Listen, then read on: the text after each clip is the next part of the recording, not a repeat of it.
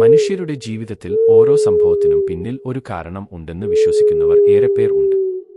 വീടുകളിൽ മൂങ്ങ കയറുന്നത് ചിലർ ഭയത്തോടെയും ചിലർ കൗതുകത്തോടെയും കാണാറുണ്ട്. ജ്യോതിശാസ്ത്രം പ്രകാരം ഇതിന് എന്താണ് അർത്ഥം? നല്ലതോ ദോഷമോ? ഇന്ന് അതിനെക്കുറിച്ചാണ് നമ്മൾ വിശദമായി പറയാൻ പോകുന്നത്. നമ്മുടെ പാരമ്പര്യത്തിൽ മൂങ്ങയെ പലപ്പോഴും ദോഷസൂചനയായി കാണാറുണ്ട്. രാത്രിയിൽ മൂങ്ങ കയറുന്നത് ചിലപ്പോൾ അശുഭം വരാനിരിക്കുകയാണെന്ന് ചിലർ കരുതുന്നു. പ്രത്യേകിച്ച് കുടുംബത്തിൽ രോഗം, സാമ്പത്തിക നഷ്ടം, വഴക്കുകൾ, മുഴുവന പ്രശ്നങ്ങൾ തുടങ്ങിയവ വരാൻ സാധ്യതയുണ്ടെന്ന് വിശ്വാസമുണ്ട്. ജ്യോതിഷത്തിൽ മൂങ്ങ ശനി ഗ്രഹത്തോടും യമനോടും ബന്ധപ്പെട്ടതായി കാണുന്നു.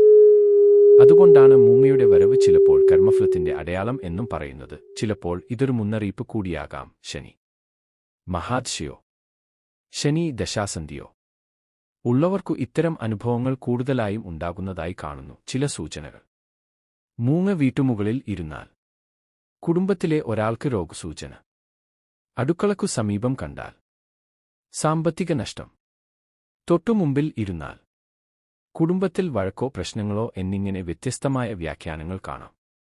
എന്നാൽ എല്ലായിടത്തും മൂങ്ങയെ ദോഷകരമായി മാത്രം കാണുന്നില്ല. ജ്യോതിഷത്തിൽ മൂങ്ങ മഹാലക്ഷ്മിയുടെ വാഹനം കൂടിയാണ്.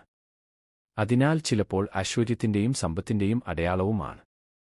അതുകൊണ്ടുതന്നെ ഈ വീട്ടിൽ മൂങ്ങ കയറുന്നതുകൊണ്ട് ഭയപ്പെടേണ്ട കാര്യമില്ല. ചില ലളിതമായ പരിഹാരങ്ങൾ ചെയ്യാം. വീട്ടിൽ വിഷ്ണു സഹസ്രനാമം അല്ലെങ്കിൽ ഹനുമാൻ ചാലിസ് ചൊല്ലുക. ശനിയാഴ്ച എള്ളെണ്ണ ദീപം തെളിയിക്കുക. വീട്ടിൽ ഗോപുരദീപം തെളിച്ച് ദോഷശാന്തിക്കായി പ്രാർത്ഥിക്കുക. മൂങ്ങയെ അടിക്കുകയോ ഓടിക്കുകയോ ചെയ്യാതെ പ്രകൃതിയുടെ ഭാഗമായിട്ടാണ് കാണേണ്ടത്. 5. ഹനുമാൻ സ്വാമിയെ പ്രാർത്ഥിക്കുക. വിശ്വാസവും ദൈവസ്മരണയും ഒരുമിച്ചാൽ ഏത് പ്രതിസന്ധി ഘട്ടവും നമുക്ക് അതിജീവിക്കാൻ കഴിയും. അതായത്, വീടുകളിൽ മൂങ്ങ കയറുന്നത് നമ്മുടെ വിശ്വാസങ്ങളുമായി ബന്ധപ്പെട്ട കാര്യമാണ്.